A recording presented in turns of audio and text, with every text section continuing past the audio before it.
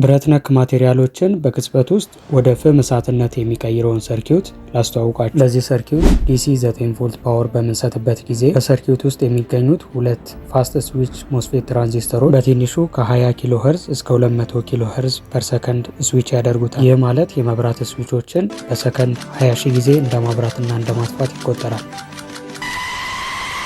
በእርግጥ ኮንሴፕቱን እንድትረዱት እንጂ በተግባር ይህን ማድረግ አይቻልም። ለትራንዚስተሮች ግን ይህን ማድረግ በጣም ቀላል ነው። ታዲያ ከዚህ ኦልተርኔቲንግ ከረንት ምን ጥቅም እናገኛለን ካላችሁ፣ በከፍተኛ ፍጥነት አቅጣጫውን መቀያየር የሚችል ማግኔቲክ ፊልድን ለመፍጠር ብቻ ነው። ነገር ግን ማግኔቲክ ፊልድ ብቻውን ብረቶችን ለማጋል በቂ ስላልሆነ ከኢንዳክተሩ ጋር አብሮ ኤልሲ ሬዞናንስን እንዲፈጥርልን ካፓስተሮችን እንጠቀማለን። ይህ ሂደት ራሱን የቻለ ሰፊ ቶፒክ ቢሆንም በአጭሩ እንድትረዱት ያክል ግን ኢንዳክተርና ካፓስተር በፓራሌል ሲሆኑ ኤልሲ ሬዞናንስን ይፈጥራሉ። ካፓስተሩ ስቶር ያደረገውን ኢነርጂ ወደ ኢንዳክተሩ ዲስቻርጅ ያደርጋል።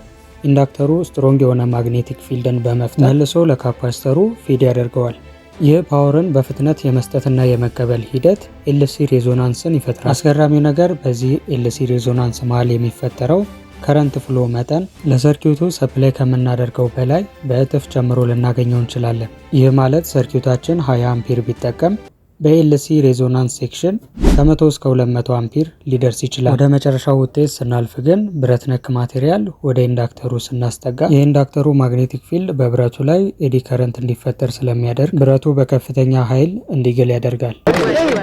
ስለዚህ በዚህ ሰርኪዩት ውስጥ የሚያልፈው ፓወር ከፍ ያለ በመሆኑ በተቻለ መጠን ጥንቃቄ ማድረግ አለባችሁ። ሱል ያዘንክትን ምን ደስ የደስታ እንባ ነው ወይ? በጣም ደስ ብሎኝ ነው እግዚአብሔር። እነዚህንና ሌሎች ጠቃሚ ፕሮጀክቶችን ለመስራት የሚያስፈልጋችሁ ነገር የኤሌክትሮኒክስ ኮምፖነንቶች የሚሰሩበትን መሰረታዊ የአሰራር ዘዴ በጥልቀት ማወቅና መረዳት ብቻ በቂ ነው። ስለዚህ የቴሌግራም ሊንኬን ባዮ ላይ አስቀምጬላችኋለሁ። በዚህ ዙሪያ ላይ ኢንተረስቱ ያላችሁ ሰዎች ብቻ ኮንታክት ልታደርጉኝ ትችላላችሁ።